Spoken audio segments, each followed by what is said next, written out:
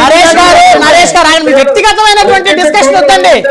మద్యం కుంభకోణంలో జగన్మోహన్ రెడ్డి గారిని కూడా అరెస్ట్ తాకిద్దా ఆ ఒక్క అంశం చెప్పండి. గాదే గారు, జగన్మోహన్ రెడ్డి గారికి కూడా రేపు మరి సిట్ అధికారులు కానీ లేకపోతే ఏదైతే ఈడీ అధికారులు కానీ జగన్మోహన్ రెడ్డి గారిని కూడా విచారణకి పిలిచే అవకాశం ఉందా? సార్ విచారణ మొదలు పెట్టిన తర్వాత విచారణలో చాలా అంశాలు వస్తాయి. ఇవాళ మనకు ముద్దాయి ఒకటే దొరుకుతాడు. ఆ ముద్దాయి ద్వారా ఆ కేసులో జరిగిన రాబట్టడమే ఇన్వెస్టిగేషన్. దాంట్లో కన్ఫెషన్ ఉంటుంది, అన్ని ఉంటాయి దాంట్లో. వీటిని ఆధారంగా చేస్తాం. వీటిని ఆధారంగా రేపు జగన్మోహన్ రెడ్డికి అల్టిమేట్ గా జర్నీ అని వస్తే ఖచ్చితంగా ముద్దాయి తర్వాత అరెస్ట్ కాదు, తప్పదు. అది దాన్ని ఏం చెప్తాను, దాన్ని ఎలా చెప్పలేం కదా.